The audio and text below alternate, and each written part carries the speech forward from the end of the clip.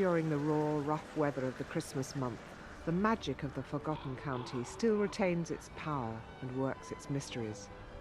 To anyone truly interested in the English countryside, Dorset probably offers more unspoiled and ancient beauty than any other county, at least in the south of England.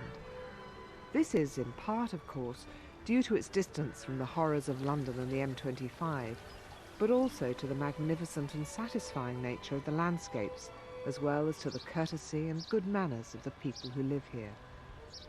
Charlton Down stands proudly 7 miles to the west of Wimborne Minster in uncluttered rolling countryside. Nearby are some of the famous Winterbourne villages, Zelston, Kingston and Whitechurch, as well as to the north the hamlet of Thornicombe. And not too far to the west is the unique and unmistakable high street of Milton Abbas. Today it's pleasantly surprising to find parts of the crowded South Country where you can still experience isolation and unjostled leisure far from the madding crowd. How much more remote and wild it must have been for Iron Age man and the early Celts as they roamed these steep hills and rugged pastures, and how astonished those early settlers would be at what has become of what were once their homes and stockades. Some of it they would approve of, much they would rightly abhor. December may not be the kindest time to come to this beautiful part of the world, and local people understandably beg you to return in May or during the high summer. But with Christmas and the New Year close at hand, there's much festivity in the towns and villages of Dorset, and plenty of good cheer in the countryside. And in spite of the cold weather, and with the growing season long gone, there's still colour and character, and much wonderful atmosphere to absorb and to enjoy as you walk the lanes and village streets of this special rural backwater.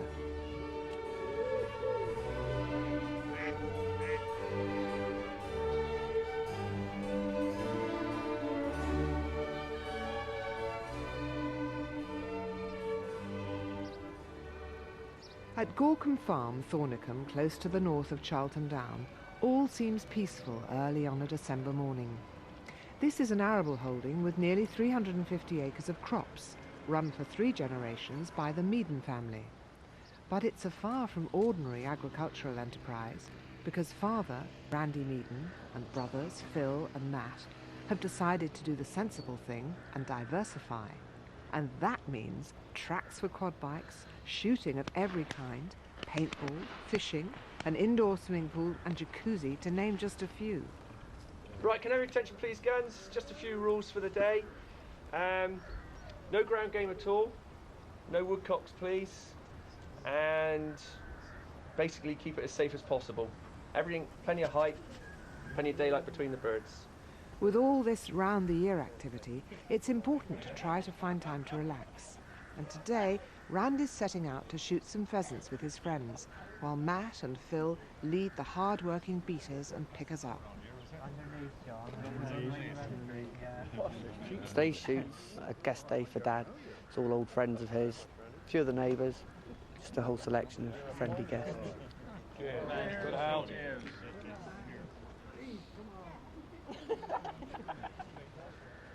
It's all very sporting. We're not into big commercial shoots at all. It's just a small friendly day, 100 bird day, and they're looking at sort of mostly pheasants. A few partridge in amongst them. Mostly reared birds, but there is a few wild ones in amongst them as well. When we're out in the beating line, we're trying to outwit the bird, especially as it gets to this time of the year. As soon as we even approach them, they'll run off in a completely different direction, completely where we don't want them to go, and even when we put them in the air, they'll go off in different directions, nowhere near the guns. It's basically trying to stay one step ahead of the bird. It is a wild animal. There's no way of controlling it. We use the dogs, and mostly just noise, in an attempt to actually get them to where we want them. Then the dogs to spook them. It makes them fly as in the wild. My opinion is that the real secret of pheasant shooting is not always necessarily shooting them. It's the sport of showing the highest possible birds, the most sporting birds, and usually the best birds and the best shooting are the ones that's missed. It's always nice to bring down that exceptional bird. Invariably, the bird wins on those sort of ones anyway. That's what the real sport's about, is when you get people to fire off their cartridges and don't kill the bird, then you know you're showing something that's better than the sport, which is what it is. It's a sport. It's not. It's not a business. It's done for enjoyment. So when you can actually say something that is better than the guns, then obviously then that's when you're most pleased doing it. I'm actually beating under Matt, my brother, today, because he's actually the keeper. He does all the work of looking after birds. He tells us what to do. We just go around and follow him, and Dad will be looking after the guns. Mum will be cooking the meal afterwards, and Abby, my wife, will be picking up, or attempting to, with Mervyn, her dog.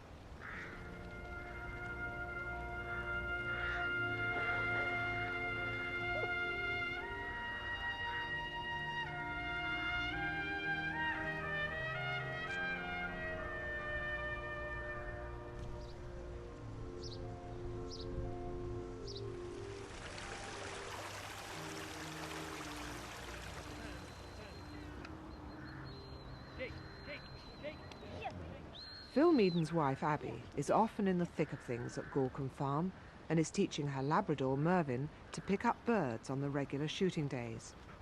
But she also has an unusual career of her own, for she's one of the rare women farriers who, with her centuries-old and back-breaking skills, takes care of scores of local horses. Abby has been riding since she was 5 years old, and from the age of 6, she told her blacksmith that she was going to do this work when she grew up. Today, that early ambition has become a rewarding reality. When you're in the forge, I mean, the first thing you've got to make sure of is the metal's hot enough. There's no point in beating cold metal. You just shock your arms and your elbows and your wrists. The hotter it is, the easier it is to mould. And you learn to be quicker. The quicker you hit, the actual metal stays hotter, so you can work it slightly longer. You use the anvil to mould the shoes. The hammer just pushes it into place. It's not actually the hitting that's making the shoes, it's where you place it on the anvil to manoeuvre the steel around it. This horse is called Picasso. It's a 5-year-old, steel grey. It's not long been over from Holland. Basically, getting it started, getting it going. It's only had a couple of pairs of shoes on, so hopefully it'll stand well today. Most important is foot balance. You've got to have a balanced foot, because without a balanced foot you add to all sorts of injuries and ailments, so you just have to be ever so careful.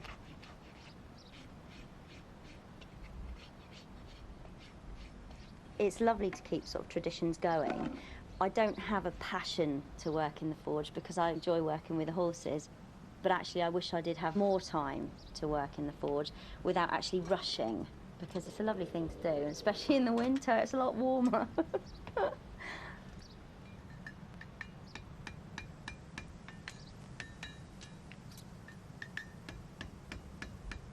That's my life, really.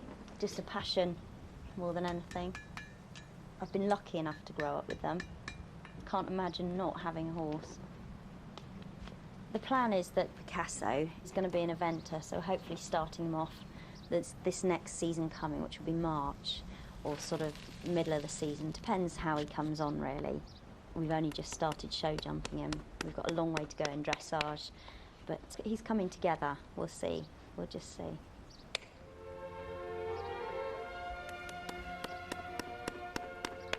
It's lovely, this part of Dorset. I've got some absolutely fantastic clients. The people are so friendly. Everybody's jolly. It's a great laugh. And the countryside's fantastic to drive round any time of the year, whether it's wet, dry, summer, winter. It's just always a fantastic part of the countryside. I don't think there's anything like it. I really don't.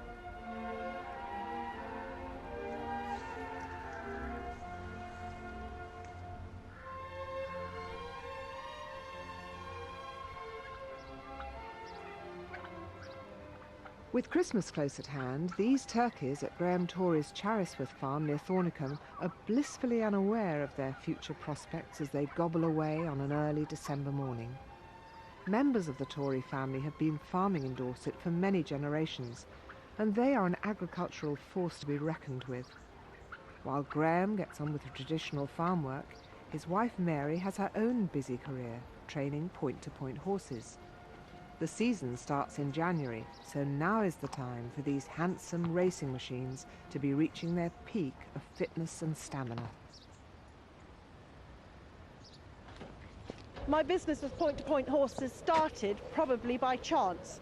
My daughter was given an ex-racehorse by her grandparents who'd lost his interest in racing, National Hunt, and he was too special to send to the sales and end up anywhere. So she was given him to have fun, and she did, and then decided, having done show jumping and dressage, to race him, and had a wonderful time. It whet her appetite, so we seemed to acquire more horses, and then friends asked if we'd train horses for them, and it sort of grew. I've now got 8, and that would be the maximum I'd like to cope with, because it is quite hard work, 7 days a week. The secret, I believe, is keeping them happy and sweet. We give them plenty of variety. They'll come up the gallops twice a week. We'll trot them around the woods twice a week. We'll do a short canter on the farm where it's flat, perhaps twice a week. We make it fun. They never do the same thing twice. There's always something different. They go hunting. We take them to hunter trials. We team chase, just to keep their minds buzzing so that they've got something to think about.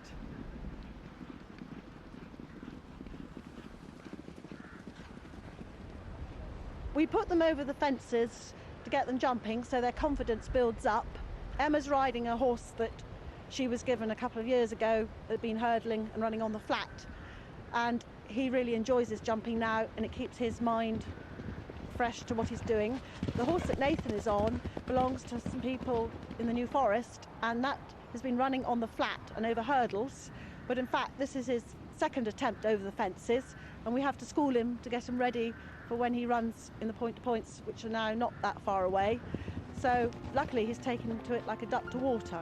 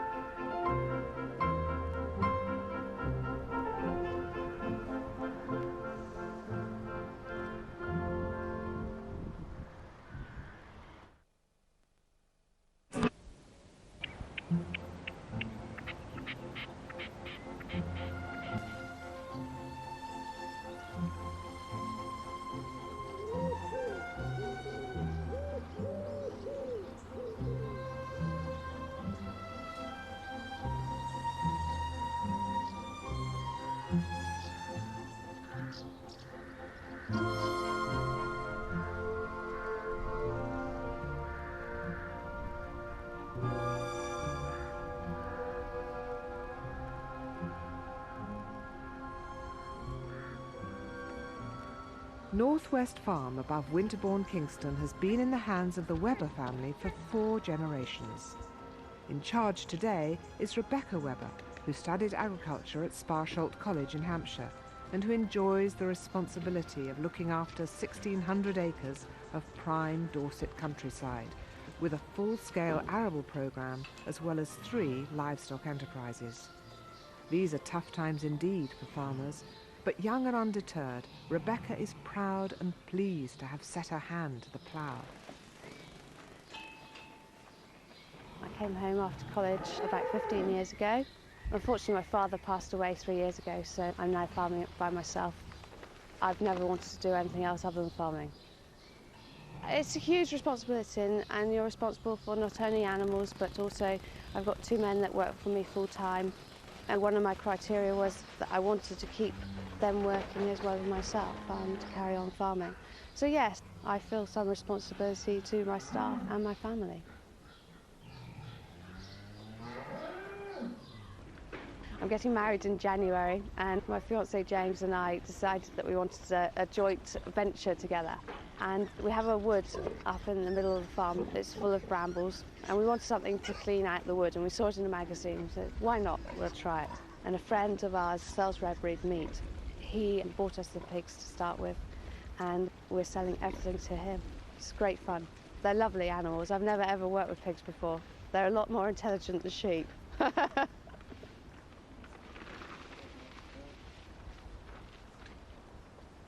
A Gloucester Old Spot pig. The old wives' tale is that they were originally an orchard pig, and it was the apples falling on their backs that gave them their spots.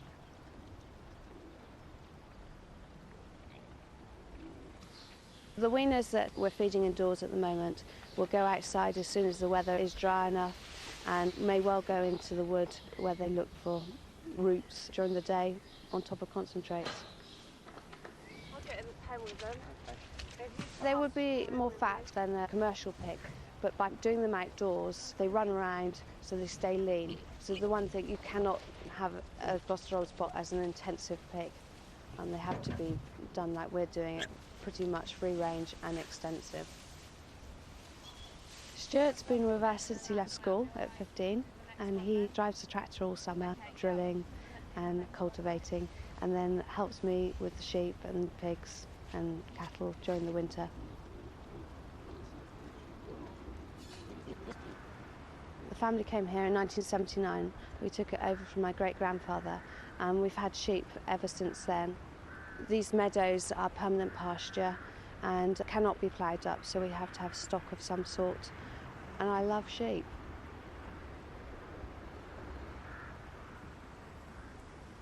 We have Suffolk Cross and Scotch half-bred ewes. We lamb in February, so we want a breed that will lamb earlier. And also we sell everything dead weight, so we want a good conformation animal. Dorset is lovely, it's very diverse. Most people seem to drive through Dorset to get to Devon and Cornwall, and I think it's just a secret little place that hopefully we can keep to ourselves as long as possible.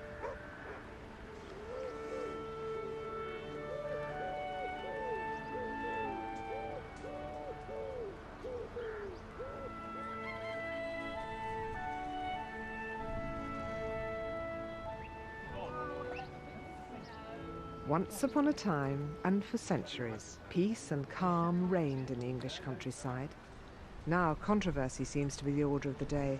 Everything from pesticides and genetically modified foods, through foot and mouth disease and BSE, and on to probably the most quarrelsome issue of all, fox hunting. To those who detest it, this is a barbaric activity, fit only for medieval times and mines. For those who love it, it's as normal and as pleasurable as playing cricket or gardening, but more exciting. And never the twain shall meet, except in rancour and mutual loathing. This may be the last year that the hunting with hounds will be allowed in this country. On a December morning, and undeterred by threats or by future legislation, the members of the South Dorset Hunt carry on with their traditional midweek meet as generations before them have done in this magnificent downland countryside.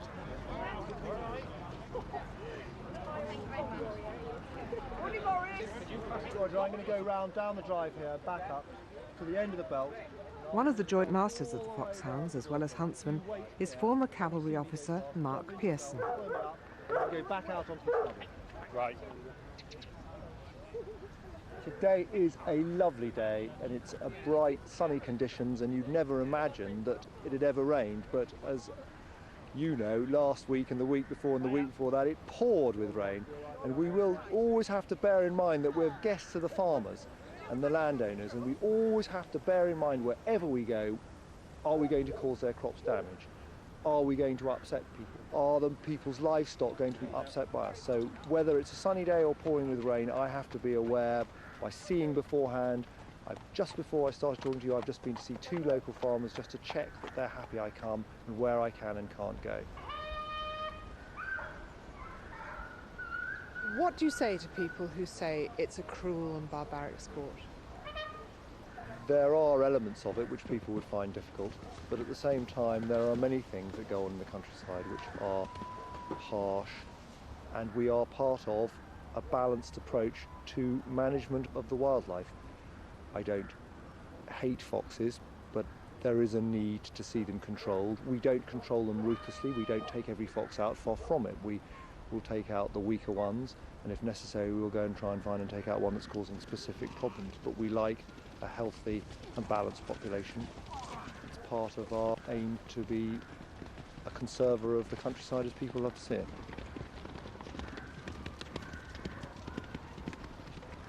The farmers in Dorset are absolutely fantastic. They must be one of the most friendly lot anywhere in the country. It is in the culture of Dorset farming that fox hunting goes on, and they forgive you the most awful crimes in terms of the mud and the mess that we can cause, and we are enormously grateful to them.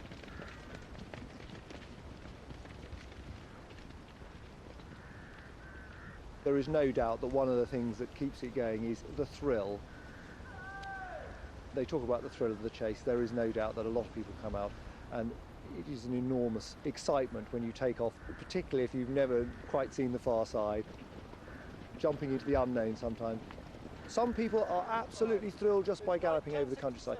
Quite a large percentage are quite happy to go and stand on a hill and watch the world go by, and as you say, they want to see part of the spectacle itself, and to me it would be a great loss if that spectacle's taken away. You love it, don't you? I do, absolutely. I'm driven by it completely.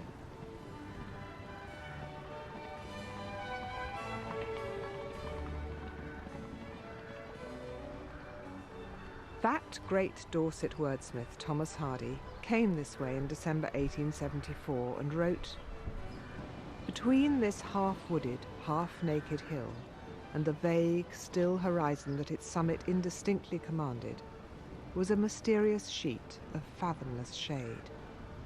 The thin grasses, more or less coating the hill, were touched by the wind in breezes of differing powers and almost of differing natures, one rubbing the blades heavily, another raking them piercingly, another brushing them like a soft broom. The instinctive act of humankind was to stand and listen, and learn how the trees on the right and the trees on the left wailed or chanted to each other in the regular antiphonies of a cathedral choir, and how hedges and other shapes to leeward then caught the note, lowering it to the tenderest sob, and how the hurrying gust then plunged to the south to be heard no more."